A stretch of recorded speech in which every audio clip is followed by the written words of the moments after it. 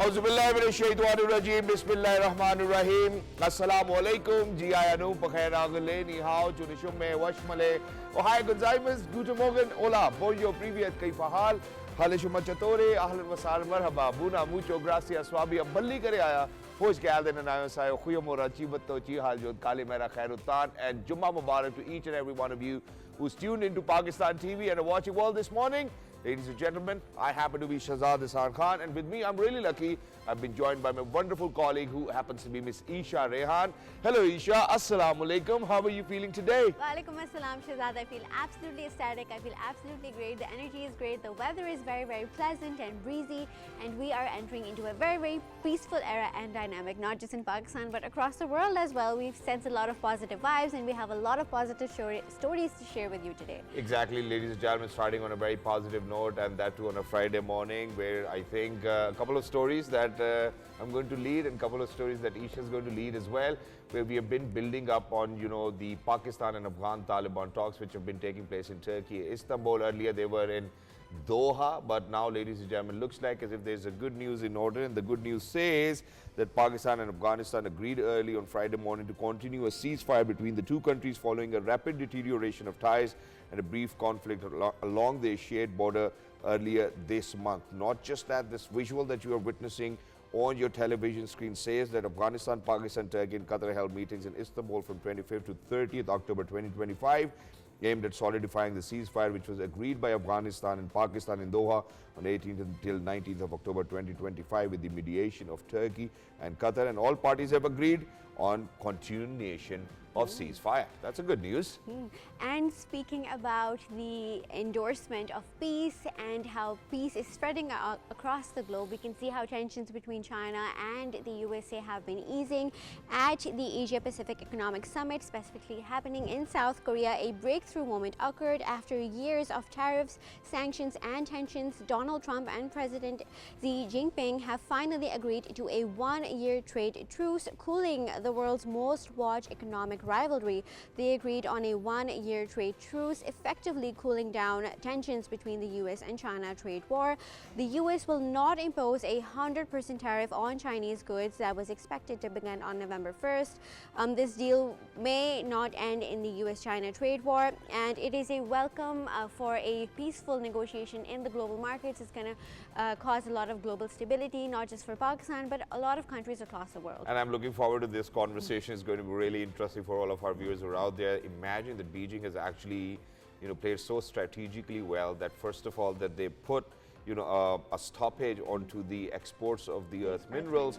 Not just that, imagine that the 10% cut on the fentanyl, you know, where we were talking about it, ladies and gentlemen, will actually reduce 47% of tariffs for China, which I do believe is win-win. Well, we'll speak about it. On the other hand, or on the other front, I have been thinking, Eesha, recently that, you know, that we really need to learn about artificial intelligence and how artificial intelligence will generate more than, you know, the amount of billionaires or millionaires that we have seen in recent times. So in the next 5 years, there will be more people becoming millionaires and billionaires, while, you know, we do have the risk of losing jobs in different categories of workforce. We do. There, at the same time, we have a lot of opportunities. So how artificial intelligence is revolutionizing or transforming the global workforce is something we will be talking about. We are heading out towards a short break. Don't go anywhere. We will be right back.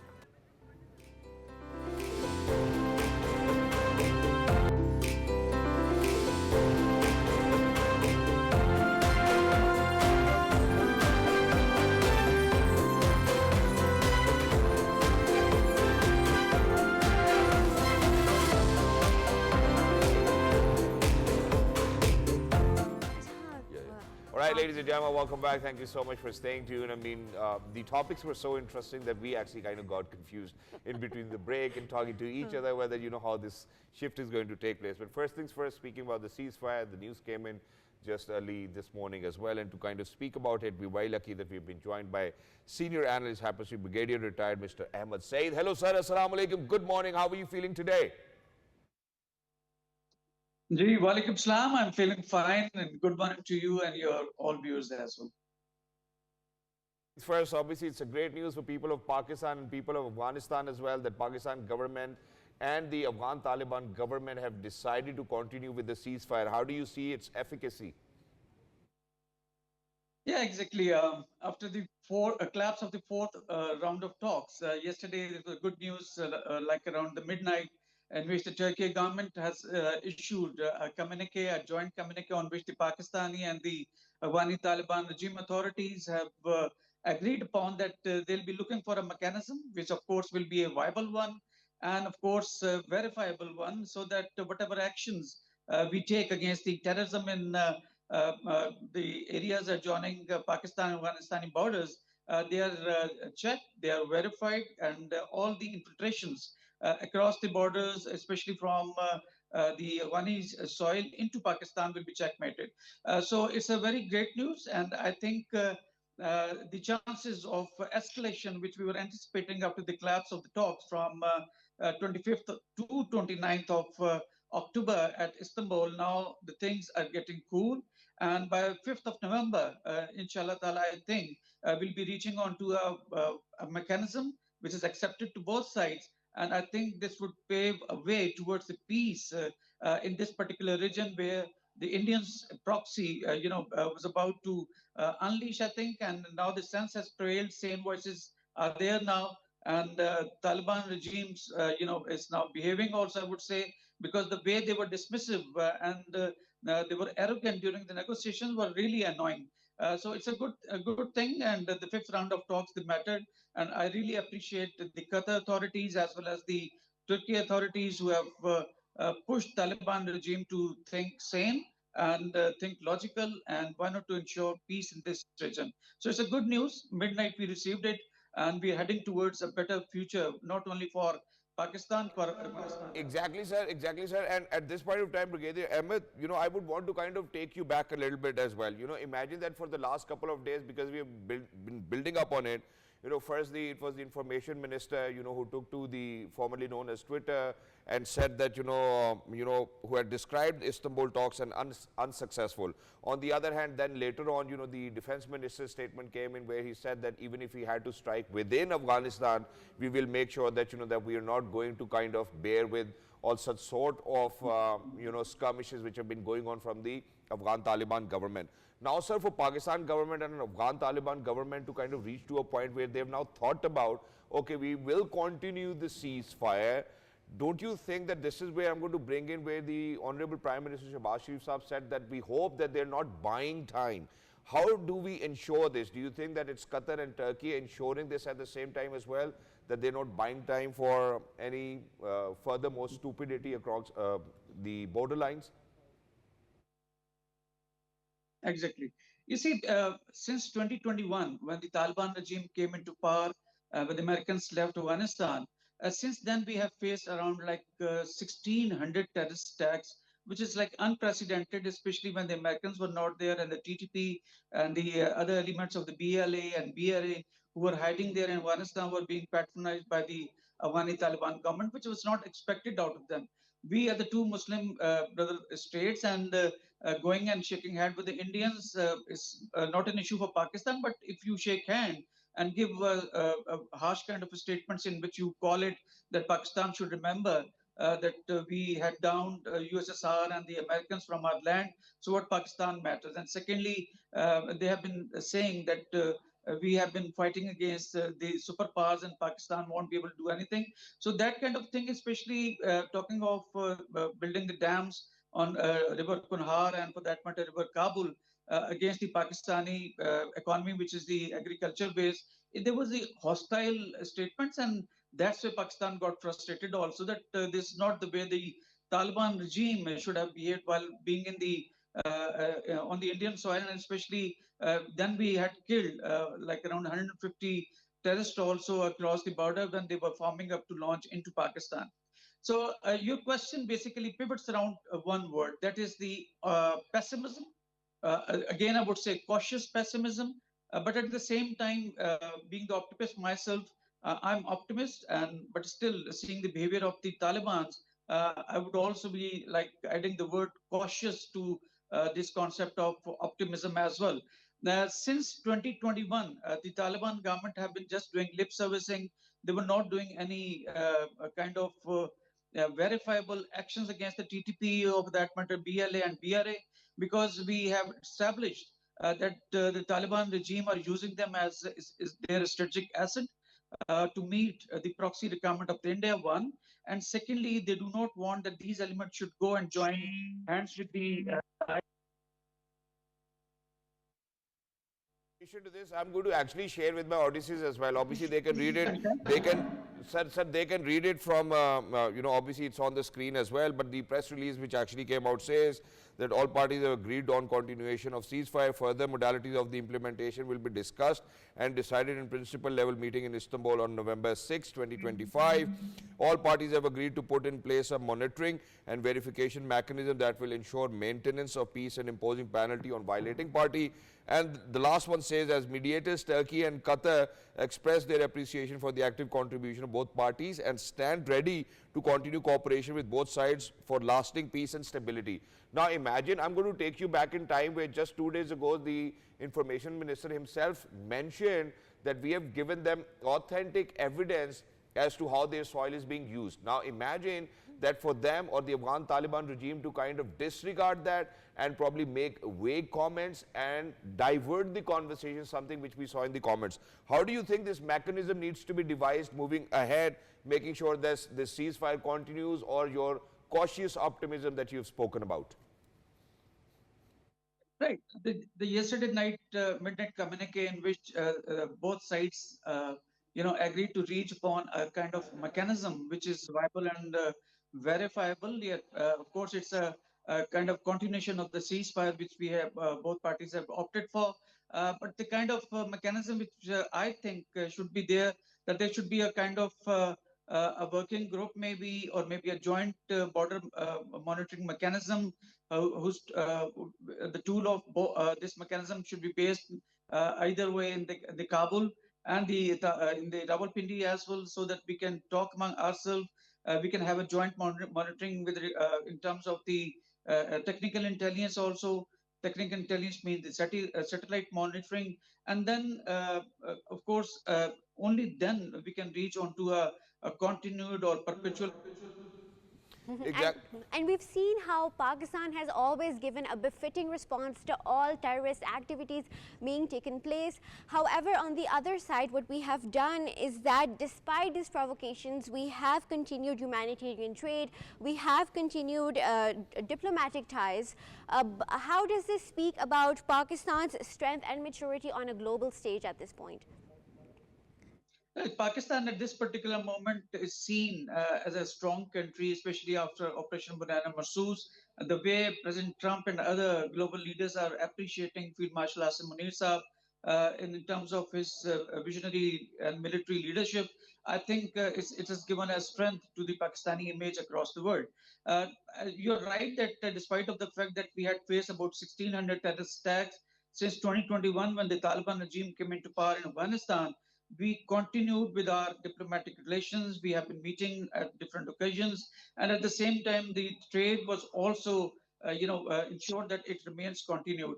But despite of all these positive efforts by the Pakistan, the response from the Taliban regime was very lukewarm and to some extent arrogant also, because the Indians were trying to fill that gap which was created or which is still there because their regime was not accepted or recognized by the global powers as well as the United Nations.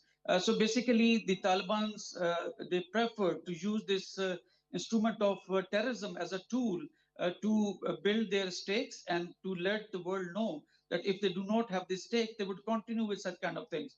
So Indians basically invested in this vacuum, and they built their road also from Chabahar Port, Iran to the Kabul. They built their assembly building also, the presidential palace and other roads as well. So as now they have promised to give them $1 billion to build the dams also against the rivers which were flowing naturally from Afghanistan into Pakistan.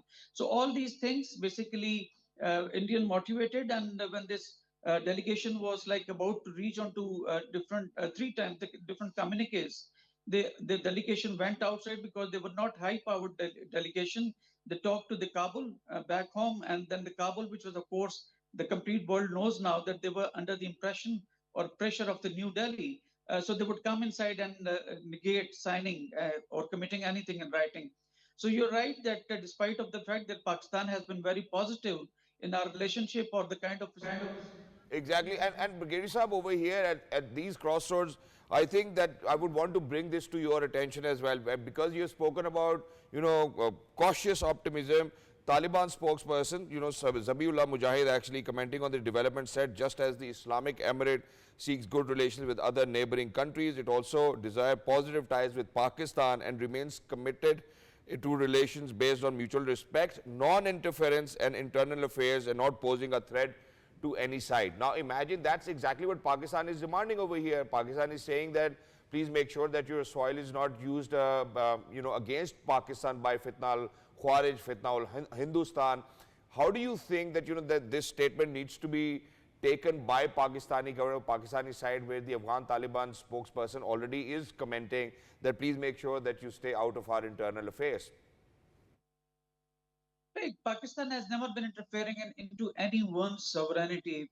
If they've demanded the sovereign control of their own country, basically they are exposing, though they are demanding from Pakistan, but they are exposing their own weakness as well. With regard to the Taliban regime, they don't have that kind of threat which was expected after 2021. Across there were 34 provinces in Afghanistan, but out of those, many of the provinces are still under the control of different warlords. And those warlords are exercising their own command and control. Now, the Taliban basically are playing the same playbook which is being used by the Modi as well as the Netanyahu, because they both prefer having a kind of war or skirmishes along the borders to give a kind of perpetual, continuity to their rule. If we give the example about the Modi, whenever there's a transition of power or maybe some elections, they go for some false flag operation against Pakistan. Similarly, the Netanyahu also does the same, that even the rightists, the Israelis, they were not in favor of Netanyahu, and he was feeling that his rule may be over. But then he preferred attacking Gaza and continued the attacks on Gaza for 2 years, and that's why his rule is still continuing. Similarly, the Taliban want to have some kind of border skirmishes against Pakistan so that to continue with their rule, because and of course, using the TTP and the other Blochi proxies inside Afghanistan. So I think that this statement by the Zabiullah Mujahid shows their internal instability at the political level, one. And yes, it gives strength to the Pakistan's argument also, that if you are cautious of your sovereignty, which of course Pakistan respect, Pakistan's sovereignty is equally important. That's what we are asking for. So yes, it gives strength to Pakistan argument whenever the negotiations on the 5th of November will be held. Very well explained as well, and thank you so much, sir, for commenting on that, because imagine that, Eesha just prior to this actually asked you a question and did tell, how, alhamdulillah, the armed forces of Pakistan are capable enough of giving a befitting response and, saving our territorial integrity, not just territorial integrity, the sovereignty of the Pakistani nation and Pakistani people. But over here, I would want to kind of bring in how the Field Marshal Saeed Asim Munir has emphasized that Pakistan seeks peace with all neighbors, including Afghanistan, but will not allow cross-border terrorism to be perpetrated from Afghan soil against Pakistan. And he said that while addressing a jirga in Peshawar, and he rendered by the tribal people to the security forces, the unconditional support which was rendered by the tribal people to the security forces. So where we say that, it's the, alhamdulillah, Pakistan armed forces, we have seen that how Pakistani nation have always stood behind our armed forces and civil leadership and military leadership. How do you see that? You see, when the political and the diplomatic efforts are going on to establish a kind of peace agreement with Afghanistan, at the same time, the military preparations remains ongoing. Field Marshal Asim Munir personality is like, he's a kind of a celebrity, I would say, among the military leadership across the world. But till the time, the complete chance has been given at the political and the diplomatic level to have a friendly relationship with the Taliban regime in Afghanistan. The military preparations remain ongoing. And in this context, yesterday, Field Marshal Asim Munir visited Peshawar and met with the Shahid and the Maliks, or the Jirga leaders of the FATA area, because if, God forbid, there's some kind of skirmishes or there's any kind of war, maybe low intensity conflict, the battlefield, unfortunately, will be on the soil of KPK or erstwhile FATA. So the armed forces cannot fight alone. They have to have the support of the locals as well. The good thing is that in the past, like about 1 year now, the locals, the mashayirs and the maliks of the Fata area erstwhile, they are giving all kind of intelligence support, not only in terms of like intelligence, but also the physical support to the armed forces, because their stakes have increased now in their area. They do not want the TTP elements to be back. Yes, that's why the chief army staff, Field Marshal Asim Munir went and met with those mashayirs and gave them and updated them with regard to whatever they want regime is about to do, or the things would be unfolding in near future if the talks fail. So I think at the military level, since we have played all the war games in case of all the contingencies, but now there was a time to take the locals also in confidence, and I think this was a great move. And the kind of support which the Field Marshal Sahab had got from there is like encouraging. God forbid if there's some kind of skirmishes or if there's some kind of low intensity conflict. All right, thank you so much for explaining that in such detail and depth. That is exactly what the Pakistani audience and the audience across the globe needs to hear. And speaking along these lines, we have heard that after a week on November 6th, a high-level meeting will take place to finalize how the ceasefire will be implemented. But one question remains, is that how will Pakistan ensure that Afghani soil is not used as a launch pad against anti-Pakistani elements? Right. We have been, our agenda item was single one. One, the sovereignty, security of Pakistan, while the Afghani contingent had three agenda items. The first one, of course, that they will be looking after the kind of acquisition. They were saying that the acquisition, but we were telling them all the proofs. Second was that to respect their sovereignty. And third demand was that to continue with the Afghan trust trade and hold the repatriation of the Afghani refugees from Pakistan into Afghanistan.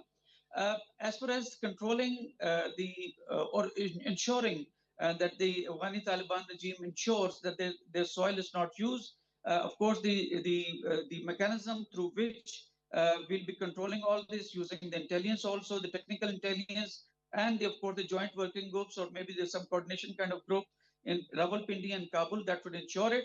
But if, God forbid, that fails, that Pakistan has no option but to go for the hot pursuit operations to kill those terrorists hiding in Afghanistan, one. And secondly, to avoid any kind of attack, we may opt for preventive and preemptive strikes as well.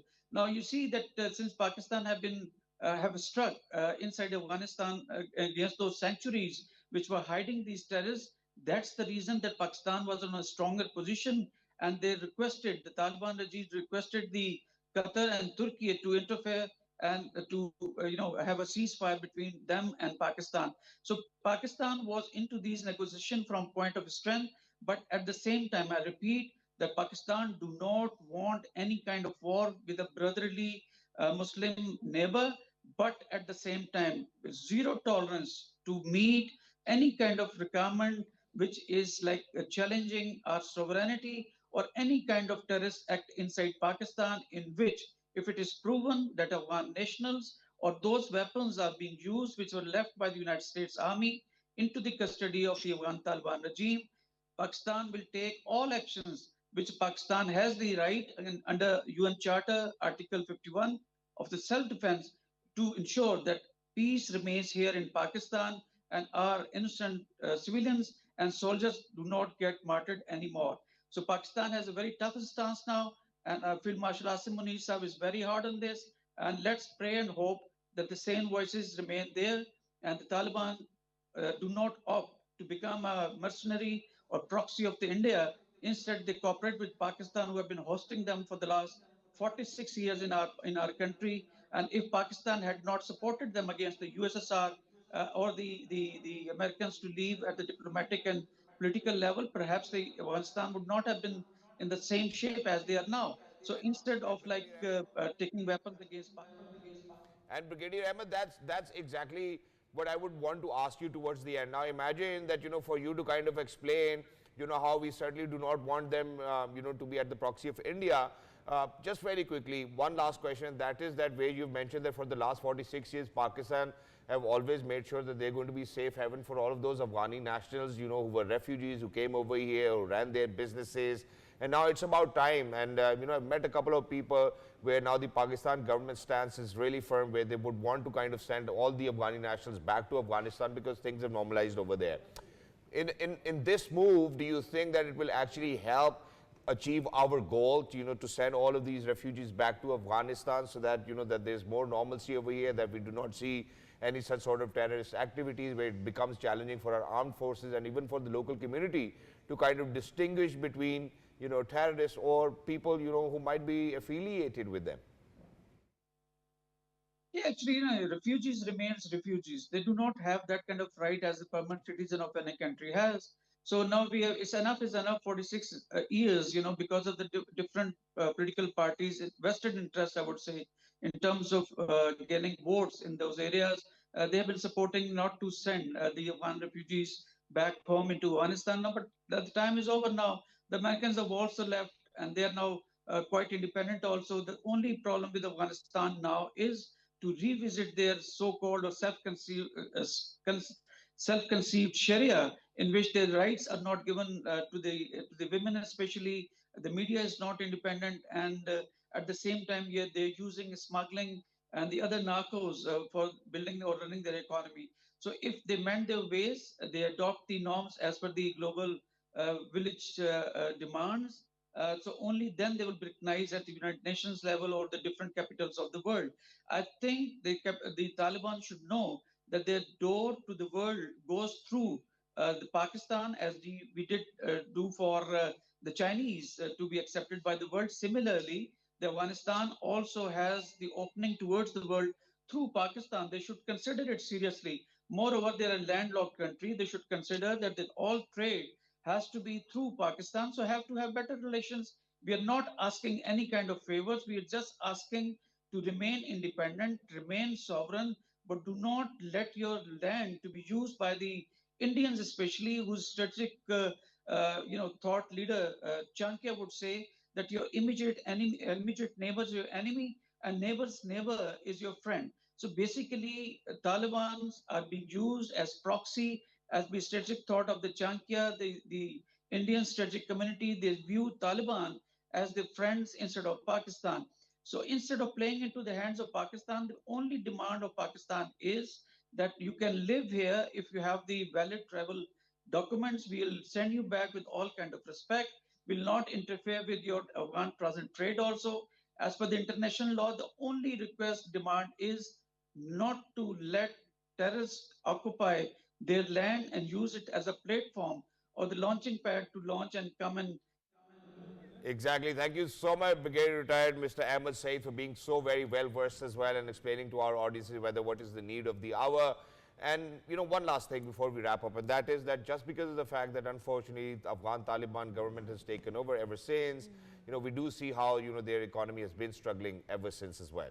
And what they're doing right now is that they're looking for an easier way out. You know, we've spoken about how the narcos trade is actually helping them, or probably war economy, where they're at the helm of India, and that's exactly what Pakistan does not want. We have shown once to India, well, multiple times to India, you know, what sort of befitting response we can give to save our territorial integrity and sovereignty. We have told, and it's a loud and clear message from the civil leadership, from the military leadership, that if, God forbid, Afghanistan soil is used against Pakistan in terrorism activities or terrorist activities, Pakistan is ready to strike even within Afghanistan. It is for the Afghani people to kind of make sure that they raise their voices for their own safety, that, hey, you know what, for all of those Afghanistan Taliban people who are at the helm of affairs of the government, to kind of understand and look for ways where how they can develop their economy, which is just according to the UN Charter as well. So ladies and gentlemen, I think with this, I'm going to wrap it up. I'm going to head out towards a short break. And when we come back, obviously it's the good news from China and United States of America. We'll speak about it. Don't go anywhere. We'll be right back. Good morning. We are well this morning.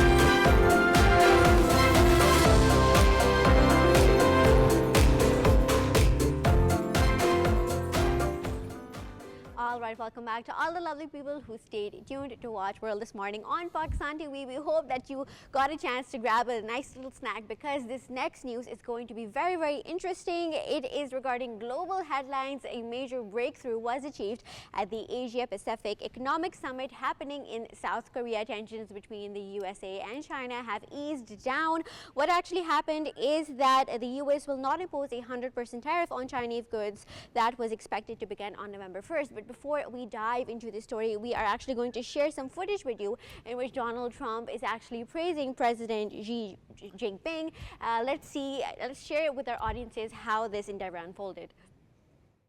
Well, thank you very much. It's a great honor to be with a friend of mine, really for a long time now, if you think about it. The very, very distinguished and respected President of China. And we will be having some discussions. I think we've already agreed to a lot of things, and we'll agree to some more right now. But President Xi is a great leader of a great country, and I think we're going to have a fantastic relationship for a long period of time. And it's an honor to have you with us. Thank you very much. Well, thank you very much. It's a great honor.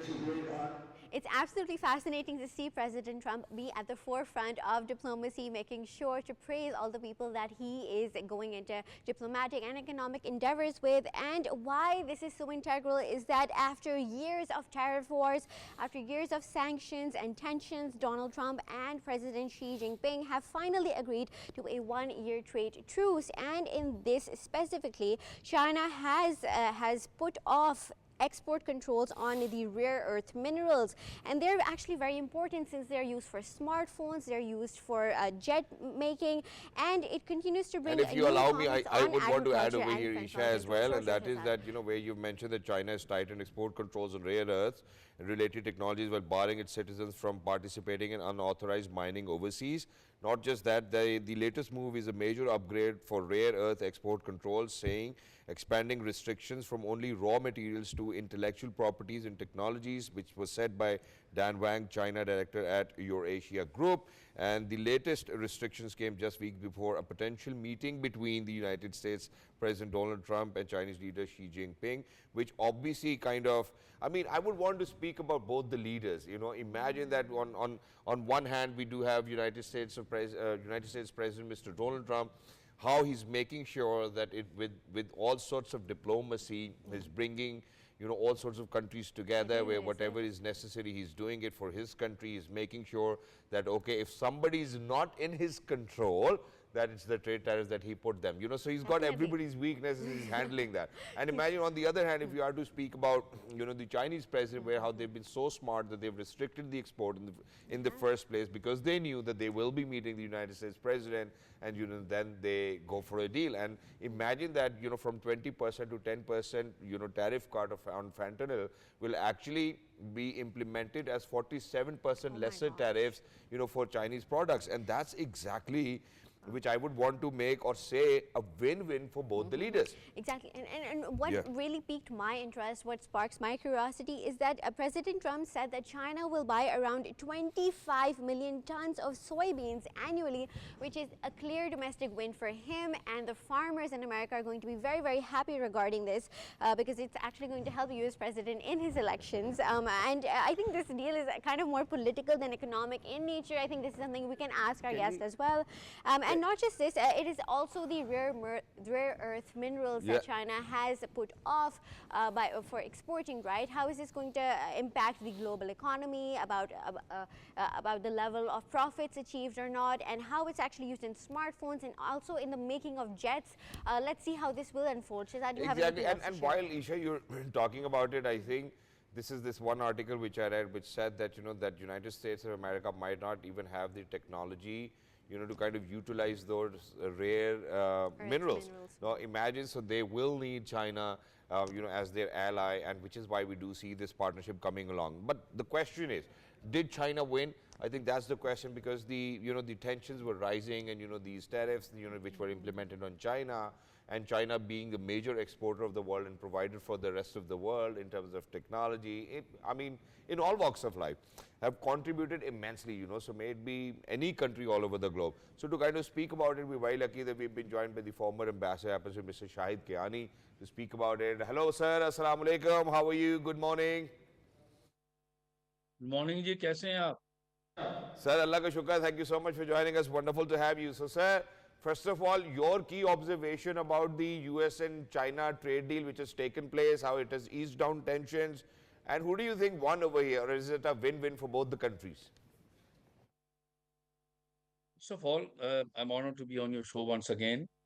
Please try to understand in the larger context, two global powers, both economic and military, meeting together, you know, after many months, and with so many speculation going around, I think it is extremely good for global security, for global peace.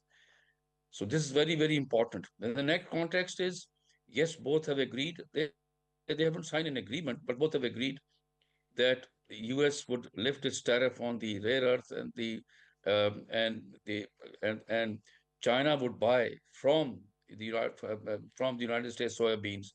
So I would say in the larger context, this is a very good beginning for global peace. Two countries which are global economic and military powers meet each other, talk to each other, and that gives a very good signal to a world which is embroiled in serious tensions. If you look at what's happening in Gaza, what's happening in Ukraine, and what's happening between Pakistan and Afghanistan, this is some very good news. Exactly. And Kyani Saab, you know, which is why, I mean, so while I was going through it and while I was preparing for the show, I was smiling within my own self. And I was smiling because it's like two events coming together. Now imagine that where the United States of America is actually dependent on China for the rare earths, which are used to produce magnets that are key inputs in weapons, platforms, semiconductors. On the other hand, China successfully used the rare earths export control and soybean embargo to force the US to lower tariffs. I mean, this is a case study which everybody needs to kind of study, that, you know, for two global powers to come together, how they made it even for each other and how they were already prepared. See, we need to learn. I think we need to learn from these two global powers meeting each other. There was so much of speculation that, oh, now the tariffs and then these things would create more tension. But I would commend both President Xi and President Trump for having foreseen that these things do not work. Two global powers, they understand each other. And you see, in the post-Cold War, things have improved to an extent where these global powers may, you know, they understand what the important thing is: global coexistence. They understand how to coexist, how to understand each other's challenges. They may not become friends. That's a very different issue, but they understand how to coexist, how to send a signal to other countries which are feuding. So this is very important. They they met in a third country, you know, APEC meeting was going on, and they met, and President Trump sent a very good signal. He met him, and then he left, I think, without attending the APEC meeting. So his aim and objective was that this is a place, a third country where they can meet, and without creating intention, without giving the wrong signals. And they met, they agreed, and the things are moving in the right direction because economic matters are very important because it touches the people. It's a people-centric. So soybeans, there's a very big uh, uh, group in the United States which has a lot of influence within the legislature and in the White House, and they are the farmers. They want to sell their soybean, and China has been importing them for in the long time. So this sends a very good signal, people-centric, that it impacts the people, it impacts the businesses on both the sides. So it's a very important, a very good development. All right, and on these notes, let's share a very interesting tweet with you. The Chinese embassy in the US has said that the agreement has reached out in the meeting between President Xi Jinping and US President Donald Trump. It signals a bilateral commitment to stabilize the United States and China relations. In a post on X, Chinese embassy said the United States President Donald Trump and the Chinese President Xi Jinping have agreed to enhance cooperation in economic, trade, energy, and other fields, and to encourage more people-to-people exchanges. The embassy further wrote that the two presidents agreed to maintain interactions on a regular basis, with the President Trump expressing his intention to visit China yearly next year, inviting President Xi to visit the United States. We can see how this positive relation is unfolding and developing, but what we really need to discuss is how it's going to impact all the countries in Asia, especially Pakistan, since all of our imports and exports are deeply rooted with China and the US. How is this going to actually impact Pakistan? You've asked a very interesting question and a very significant one. Pakistan, for a pretty long time, have been balancing relations with both China, which is Pakistan's extremely trusted friend, and the United States, which has been with us since 1947 today, pre-Cold War, post-Cold War. So this is, for us, I would say, as a diplomacy practitioner, a very, very positive development. Because, you know, nobody has ever asked us to take sides, let me be honest, but with the United States or with China, because that will be a big challenge. But this is for us a very, very positive development, that two global powers with which we have extremely good relations are now talking to each other. And now that you said that they are inviting each other to visit each other's country, I think that is another big step. And then again, I would reiterate, this should send a signal to all countries which are feuding or having these relationship of challenges, to understand, to learn from these two countries' leadership, who are meeting and talking to each other and trying to resolve issues. This is how things should be done instead of. Exactly, sir, and very sorry that I have to barge in, sir, but since I'm very short on time, very quickly, I would want to kind of shed some light on where, you know, Donald Trump said we have a deal, and now every year we'll renegotiate the deal, but I think the deal will go on for a long time. What do you make of that? I said he's as they say, a leader who's a realist, who understands, yes, they have to coexist, they have to trade. And trade is very, very important for both the countries. So this is a bridge in which they bring the leaderships and the businesses together. So I think it's very interesting, very positive development. I think we should commend both the leadership of both the countries. Exactly. Well, that's wonderful. Thank you so much, sir, for being with us. Lovely to be in conversation with you. And, you know, you're so well versed, and, you know, your key insights actually help us kind of explain to our audiences whether what's been happening. I think this trade deal in between the United States President and China, ladies and gentlemen, Mr. Xi Jinping, the most honorable, what we need to do is that we need to actually learn from them, whether how they made sure that it's a win-win for both the countries. But at this point of time, I think it's time now for a transition, and I'm going to transition from trade deals to sports grounds. And let's go.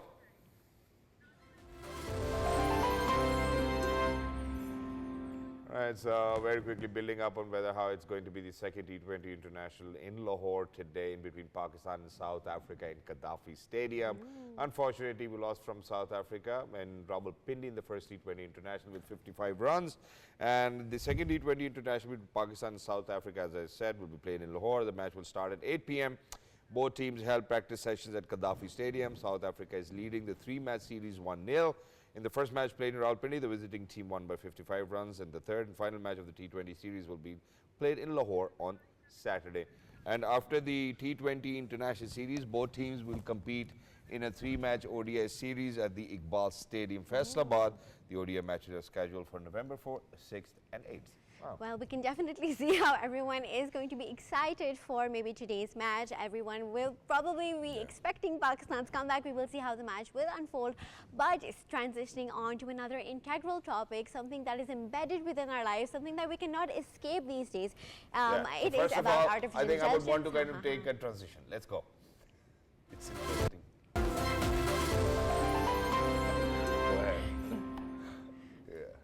All right, ladies and gentlemen, artificial intelligence is no longer the future. It is embedded within our present, from self-driving cars to virtual assistants to AI in classrooms. We have actually entered the fourth industrial revolution. It sounds absolutely fascinating. By 2030, AI could contribute to at least 15 trillion to the global economy. And what actually piques my curiosity is that artificial consciousness is the forefront of how mechanisms are going to be unfolding in the future. But to speak more about this interesting topic, we actually have an interesting guest in our studio today. He happens to be Dr. Yasar Ayaz, who is the chairman of NCAI at NUST. Thank you so much for joining us today. Thank you very much for inviting me. Assalamu alaikum, wonderful to have you over here. I mean, she makes sure that she does a lot of hard work, so he wants to. Thank you for a very nice introduction. But very quickly, sir, I'm going to stay true to the topic. I think that the question that you really need to answer for us and our audiences today is, how do you think that we need to learn AI that it actually effectively makes us all millionaires? Yeah. Forget about the jobs and whatnot. How do we need to learn it? Actually, you know that artificial intelligence, the new jobs that it is creating, they are some of the very high-end jobs actually, and most of the white-collar jobs are transforming into AI. So some of the underlying requirements for artificial intelligence at the world level are, of course, number one, compute. In order to crunch data, you need some compute systems. True. You need electricity, both of which we don't have too much in abundance. But what we do have in abundance is, a lot of workforce that can program and make, algorithms which actually work on those high-performance computes. Yeah. And in that, we see that a lot of spillover of the technical development for artificial intelligence is already beginning to come to Pakistan. And the numbers in the world are going up. You see that previously, McKinsey had said that 400 million jobs are going to go out, 133 million are going to be created anew because of AI. Okay. So now the number has gone up to 170. So 170 million are being created. All right. So, but also for Pakistan, the thing is that most of our skilled labor that works abroad, skilled or unskilled labor, the percentage, for Pakistanis is more in the unskilled labor side. So 60 to 70% blue collar labor, and the rest is, the white collar labor. So if we want to be on the higher earning side, we need to train people in AI for the white collar jobs, because the white collar jobs are also the ones which will be affected by it. And so what sort of trainings do you think that we need to get? Which universities do you think we need to go to? Because I've been telling my viewers ever since that I've been on this program that we really need to learn, and this process keeps on going. So what are those effective fields that we really need to tap on? Can Eesha do that? Can I do that? How you certainly can, and you will have to, and everybody will have to. Yeah, it's like any job which for example, if you are working on a job which is plugged in with a computer in any way, this means the part of that job will become automated. All you see, like media channels in Pakistan right now are working on, avatars to do a lot of, for example, newscasting and stuff like that. So they, like number one, a lot of the people watching the TV are tech savvy. So that's why sometimes they would just, want to see an avatar just for the heck of it. Because, It sounds absolutely scary that me and Shahzad are replaceable. But on this note, let's the talk questions that you ask, if you're able to conduct the interview in a way that an avatar can't, then you're not replaceable. Wow. That's the human element in the skill. Okay, that reassures us. Thank you for that reassurance. Yeah, exactly. And on these notes, let's talk about how you at the Pakistani National Center for Artificial Intelligence are bridging the gap between artificial intelligence learning and maybe the unskilled part that Pakistanis are facing. Definitely. Right. You see, if we don't create our own AI, we'll end up buying AI from abroad. The same way that we buy cars, the way we buy mobile phones, and the IT revolution has come, but really we are on just the user side of it. So for AI in particular, two of the biggest fields which are going to be affected in the world are law and medicine, right? So for both of these, we have very signature products. So for example, working with the Supreme Court of Pakistan and LJCP, we've been developing an algorithm that helps resolve cases faster. You know that the backlog of cases in Pakistan almost every year is around 2.5 million. So now we have an engine in which you can put in the facts of a case, it can evaluate that case, give you the expected judgment. Give you a judgment as well. Give you a judgment, the reasoning. Wait. No, I dare not say that. So just to clarify, the machine itself is self-aware and it's making conscious and ethical decisions on behalf of humans. So is this endeavoring in the field of AI consciousness? So when we define consciousness, what we mean by self-awareness is that the machine realizes that it exists. You see, as humans, when we say we are self-aware, it means that I exist. There is an I in me. Yeah. If I'm just focused on my task, that I have to complete the task, then I'm not self-aware. So most of the machines being created right now, they are particular to a particular task and improving that performance at that task. there are researches on self-awareness. True. But no big organization big enough to fund that kind of a dangerous AI is funding this kind of research on self-awareness. That's why so far it's highly unlikely that a self-aware AI will come around. Yeah, which is why I would want to explain it to our audiences. Now imagine that, because we were speaking about how, artificial intelligence might create, what most probably be like a judgment. So imagine that it was corporate laws, so all of these papers state a corporate law, and these are all the precedents that we have been set, in the previous judgments that have been given. So, all of this is given to artificial intelligence, and probably the judgment is going to be on point anyways. Oh, wow. Because there's nothing out. But do we really need a human touch in that sort, right? I think we do, because what AI does is, how generative AI works is how it is different from the conventional AI is that it tries to replicate the way that humans would give an answer to a certain question and produce an answer based on everything the human has already done previously. But whenever there is something new that comes in, an incident which is not, let's say 70% similar to what has happened in the past, that's where the human touch comes in. This is why AI that we envision for Pakistan is a helper, is a supporter, is an assistant on your desk.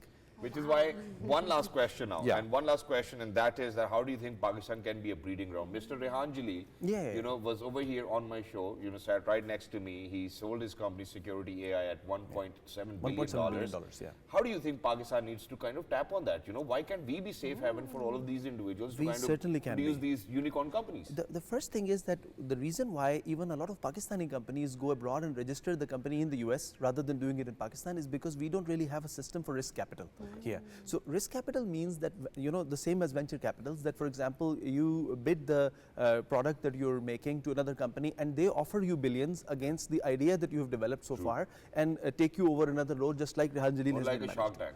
Like a Shark Tank. Some television channels even started, some shows. It was fake though. Oh, okay. You know better about that. The investors did invest, that was the problem.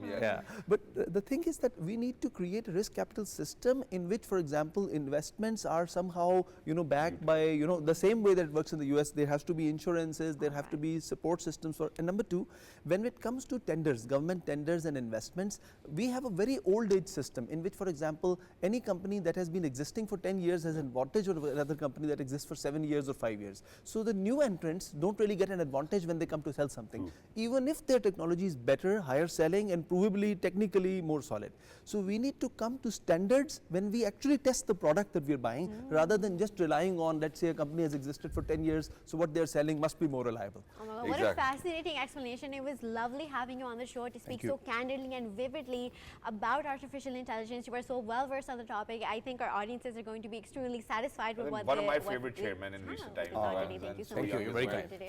Always so vibrant. For people who are out there, ladies and gentlemen, Jummah Mubarak, make sure that you have a great weekend.